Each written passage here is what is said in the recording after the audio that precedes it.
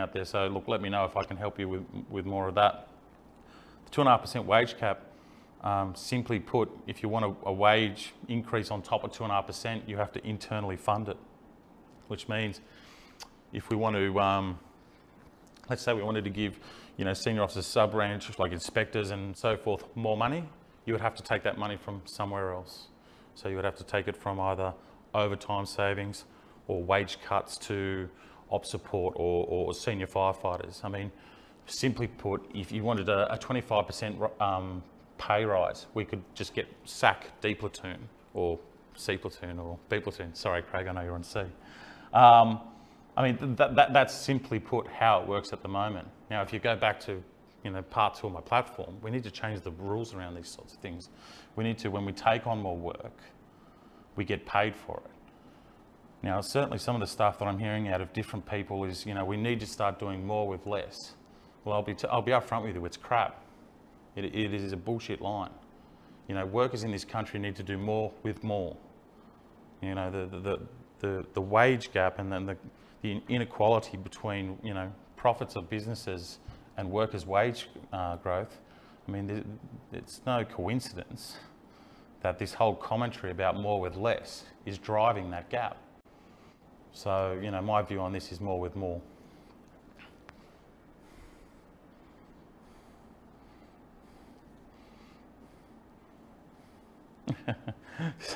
Sorry, Catherine. Yes, but thank you very much for your question.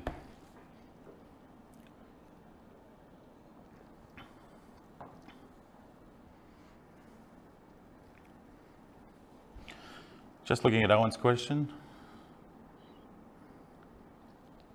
Look, for those just looking in, it's Owen's question about Facebook Live and whether we can do this as a regular thing. I said up front, Owen, and you did pop in late. Look, I'm trying a few things through my election platform. Some will work. I imagine some won't. We'll, I suppose, assess that as we go along. I was speaking at the Candidates Forum yesterday at DY, and a member down there asked me, look, are you going to be doing more recordings? And I said, look, I'm open to it. I said, I just haven't quite worked out how that works yet. He goes, oh, what are the issues? I said, oh, well, look, as much as I think a lot of people have checked out the YouTube that I did with at Marrickville, but certainly management have as well. Now, they've been, obviously picking through that and seeing how they can get leverage out of us as union officials. So we've got to be just, I suppose, a little careful about how we use the new technology, what we say on it. It's probably a lot easier as a candidate to do these types of things. I'm not necessarily probably saying anything specific about, different topics. I certainly don't want to prejudice anything that we're going to be doing on certain industrial issues. But is there, I suppose, a capacity to start having more of these types of conversations? Yeah, I can see that going into the future.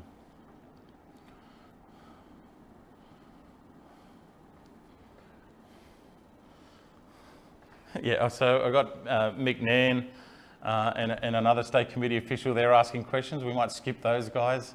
They can ask the state committee their questions, and if there's other members there that want to ask me some questions. If not, we'll get back to those guys.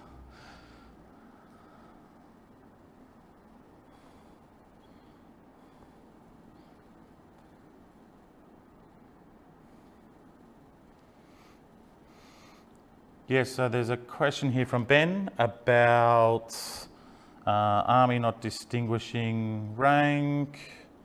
How do I see that? Yeah. So look, I'll take this. So look, Ben, I'm not sure if I'll maybe clarify with another message. I'll take this as a membership. I certainly don't see any difference between permanents and retained. You're all members to me. And certainly you should be all members to all state committee officials. The decisions we make for you is not necessarily on an individual person basis, but as a collective. And I certainly see us stronger as being together. We are a collective. The whole united we stand, divided we fall certainly rings true here. If you were meaning the fire rescue side of things, look, I suppose a very operational sort of question. Look, you know, I've worked with some really, really good retained. I've worked with some really good permanents. I've worked with some, you know, great recruits from both, and, you know, worked with, you know, guys that weren't as good at different levels. So, you know, to me, my personal opinion, I take, you know, people as they come, and they're all our members. Hello, Sammy. Sam Wall. I was talking to him down at DY. You got away, mate. Well done.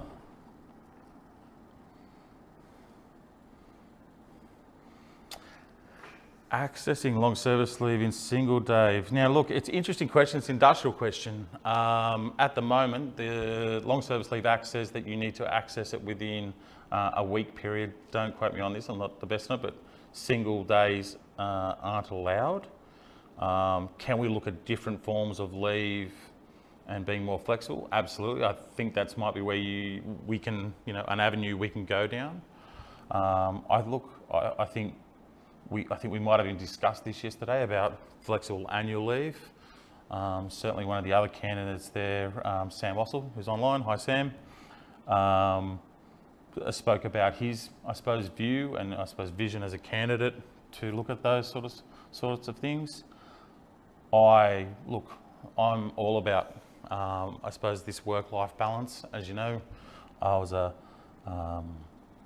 instigator or certainly a big pusher of the 24-hour shifts and the alternative rostering system. You know, in the climate where, you know, we have this 2.5% wage cap, how can we go and do clever things that obviously make our lives better, you know, with our work and how they intersect. So, you know, flexible leave, sure, I'm always up for looking at it, but I suppose specifically around long service leave, my understanding at the moment is you need to take those in 4 to 5 day blocks or a week block.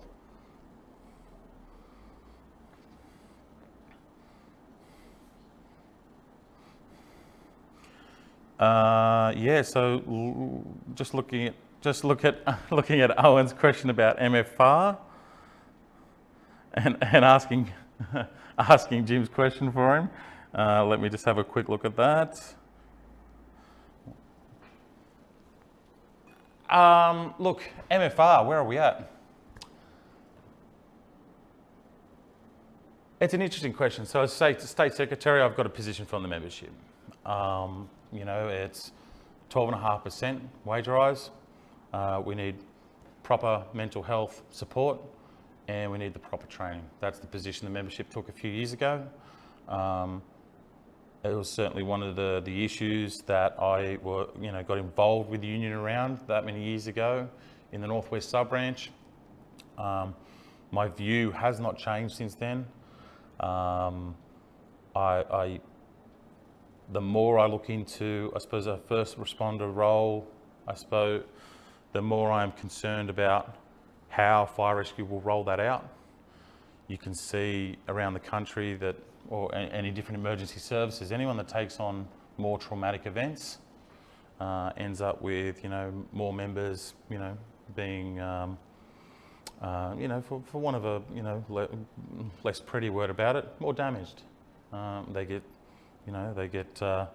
PTSD. We see that a lot through the union. A lot of those cases come across my table. I certainly think about how that will affect our membership going forward. You can see in the AMBOs and the COPs at the moment, certainly their rates and their attrition rates through mental, you know, health issues are through the roof. They go to a lot more, you know, mental health, traumatic events than what we do. And certainly you're looking at Melbourne, the PTS rates in Melbourne are now certainly climbing. I don't think I've changed my position on this. I'm a no. I think if you look at where we can grow our job without having to take on, I suppose, other roles such as rescue, you know, I think we can grow our role in hazmat and certainly storm and tempest. I don't think we need to go and take on other roles to stay relevant, which I think leads down this path of more with less, rather than doing more with more. I've got to.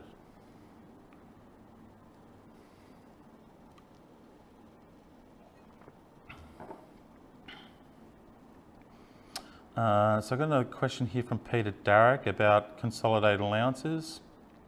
Look, I suppose it runs down the line of more with less. If allowances become a problem into the future, and I don't know, that might freak people out how they're a problem. If they become an issue that we need to deal with the department, then we will. We'll obviously have that conversation with the with the membership to see where they're at. But certainly, if we're taking on more rescue, we're going to grow the job more in hazmat, and look at different capabilities in the core roles that we're already doing. I think that's where we need to be growing, growing jobs, growing wages. So hopefully that answers your question, Pete. Hi, Brinky.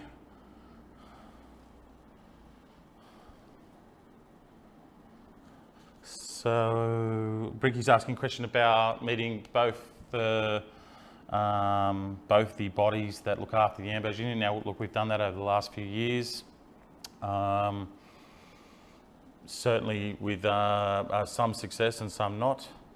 But we look, when we do take this on, or when as an issue, or does land on the table, then we'll obviously be going out and speaking to the members first and see where they're at, and then obviously we'll work out our strategy about how to go forward. Now, in saying about how we're going to work out that strategy, I think I've already got a pretty good one. I'm not going to be putting that on the table here, but part of that will be obviously involving other unions, and obviously engaging them to see where we go.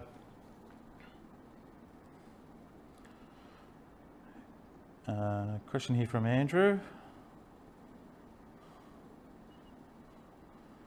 And he's got a question about percentages for retained firefighters. I'm assuming this is around the 33% to all calls. Forgive me if I'm wrong. Yeah, look, if you look at my Facebook, I answered a post on this. I think for Jeff Krieger, he asked about it. Yeah, absolutely. Always ready to look at different things in either a world, permanent or retained, that's not working for the membership. Certainly the higher retainers was a good starting point a few years ago. How we negotiate those back down and what happens with the hours, I think is going to be somewhere where we can really do some good work for the retained. Like I said at the time, it was a negotiated thing just to get it into the award. Look, get back to me if that doesn't answer your question. Hi, Sophie Anderson, which is really Tim Anderson. Hi, Ando. How's things, mate?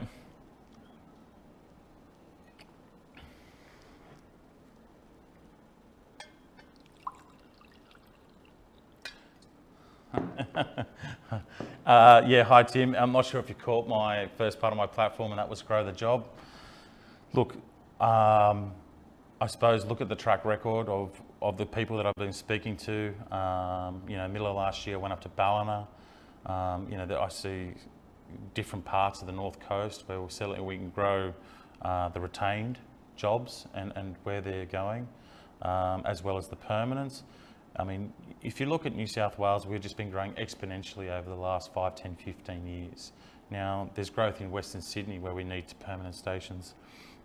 There's growth up the North Coast as people retire to the warm, and then there's obviously growth to the south where the people retire to the cold.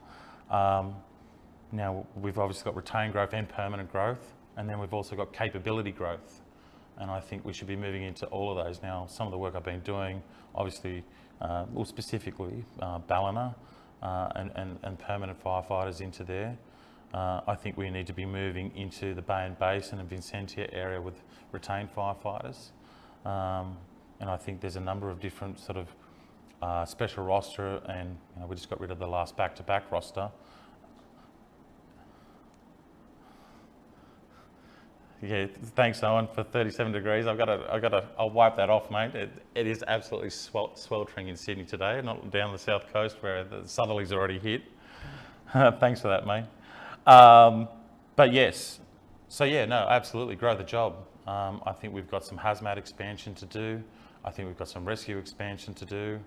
You know, if you look at all our capabilities, I certainly think we should be starting to grow all of that in both permanent and retained. So thank you, Sophie.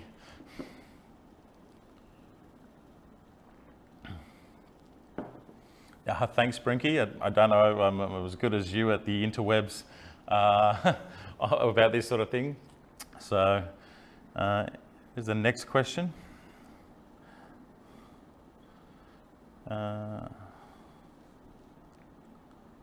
Brinky. I don't know.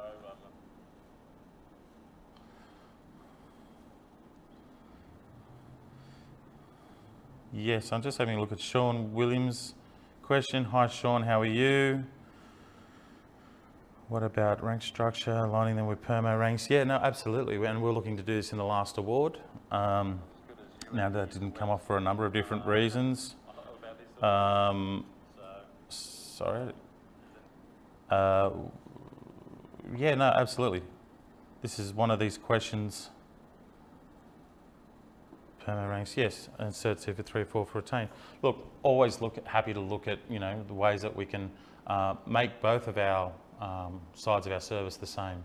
I think that's a very important thing to do. All our members are the same, and if you look back from the 80s, where, you know, retained had 3 different types of pay for, you know, going to drill, you know, you were paid less. Going to hazard reductions, you were paid less, and then actually going to a fire call, you were paid, you know, the normal rate.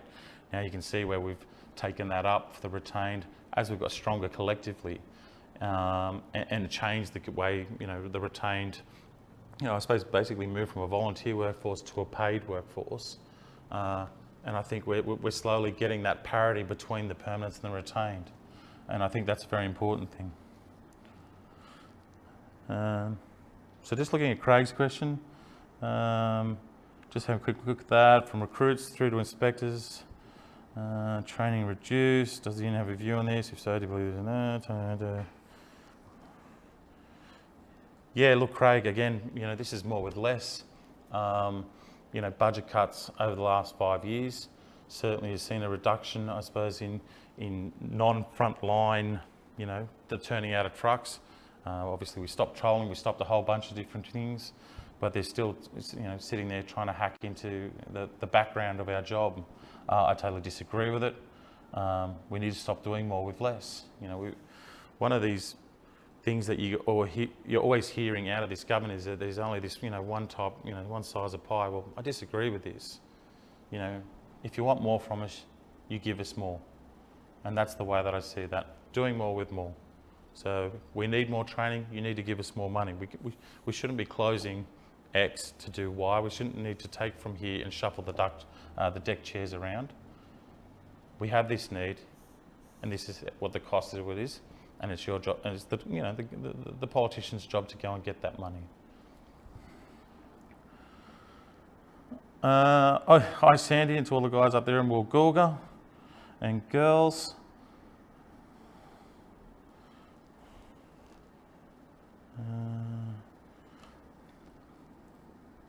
Looks like a Garton question here. Look, us here in the union office and the retained sub-branch secretary and certainly the country organiser are always looking at the Garton system. Look, you know, let's be honest about this. It's been a bit of a clunky way that it's come in, but I think we've been doing a pretty good job of refining that. Will we do that into the future? Absolutely. It's obviously the union's role to make sure that we keep looking at better things for members.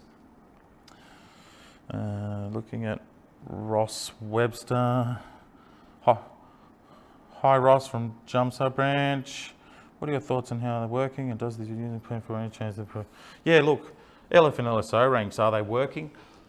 I think they're working at the moment.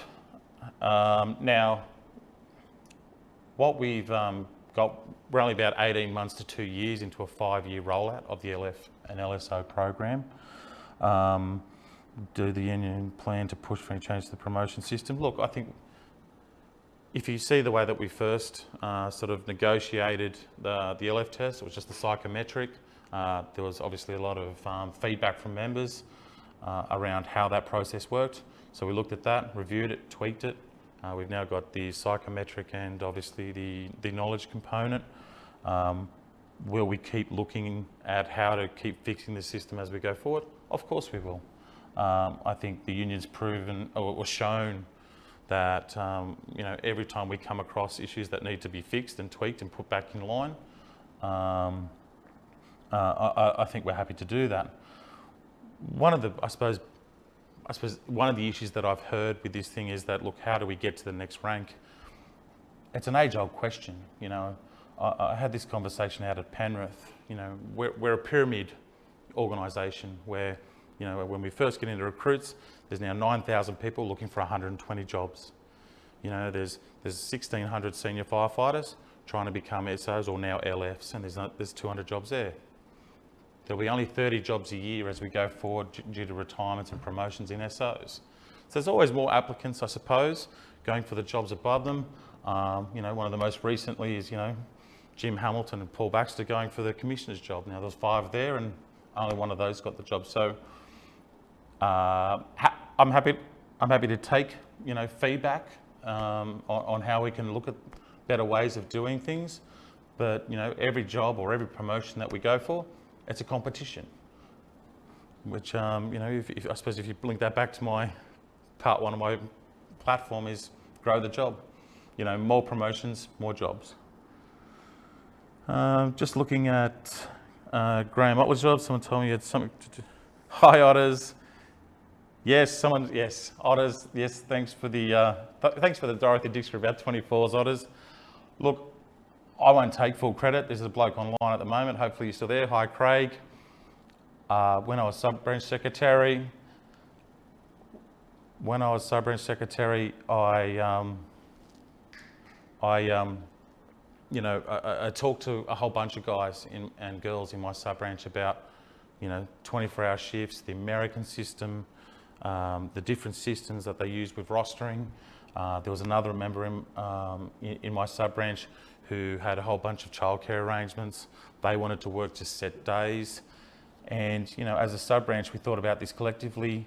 And even cross sub-branches, certainly the inspectors in different places were talking to us.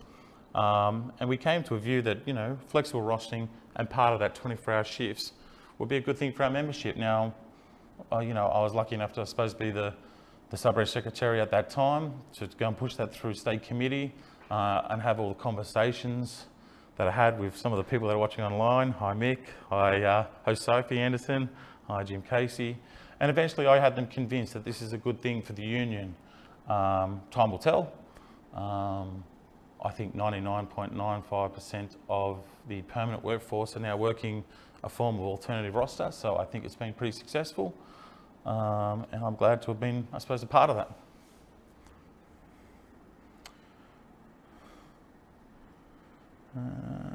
What is the union's, here's a question from Matty Fraser. What is the union doing? Oh yes, the RFS Flyer. Matty, thank you for tuning in. If you didn't hear, this is about a certain RFS appliance that sort of turns out in the middle of Western Sydney to sort of 30 Ks in any direction to cover the fire district under the RFS. Obviously, I have grave concerns about how this affects our members. If that's the backup appliance, to our permanent and retained firefighters, how does that affect their capacity to do their job? Matty, I'll be popping out to 1 or 2 shortly. What you'll see, I suppose, over the next year is a whole bunch of stuff around boundary reviews in the Cumberland district where you work, but certainly at Blue Mountains and Bathurst. I realise that we're also starting to do some work on the Central Coast, the North Shore and Port Macquarie. These boundary reviews, just so everyone knows, so they don't start sending me a whole bunch of messages like they have been.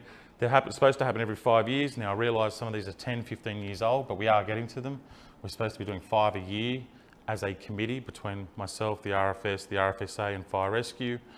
But yeah, I think we're making some good inroads at the moment in regards to, you know, boundaries coming into our fire district. Guys, have been running for a while now, so 5 more minutes, get your questions in.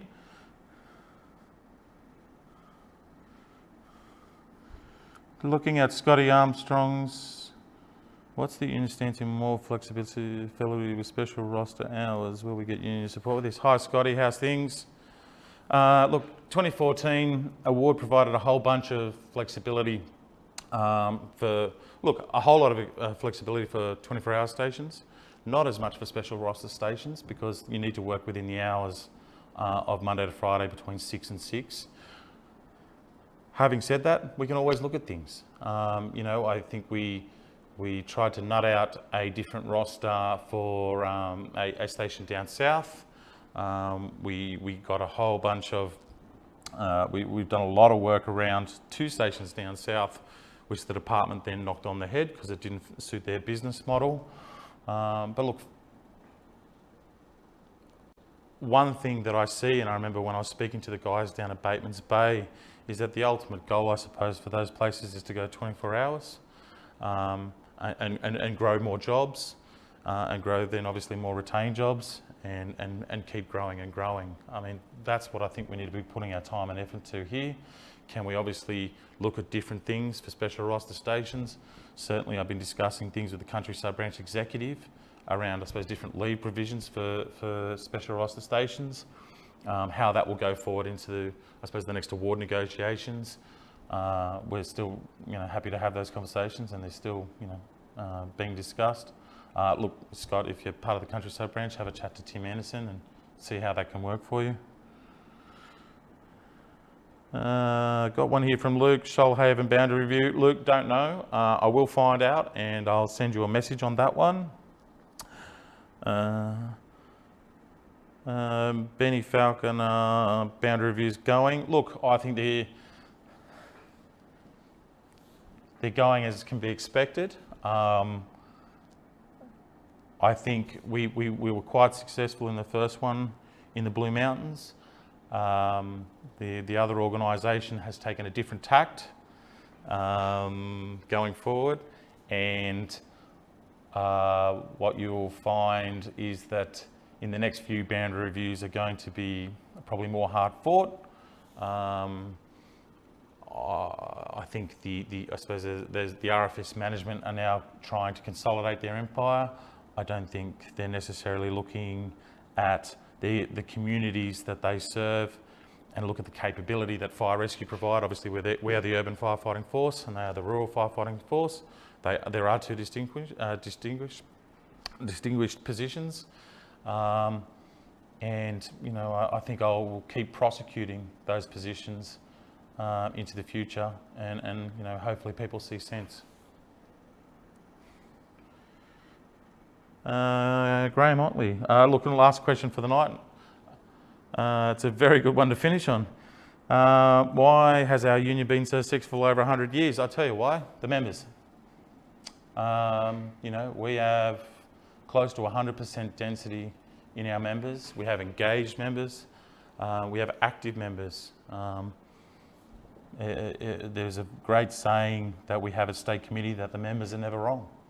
You know, they vote on things, they disagree with State Committee at times, but they are never ever wrong.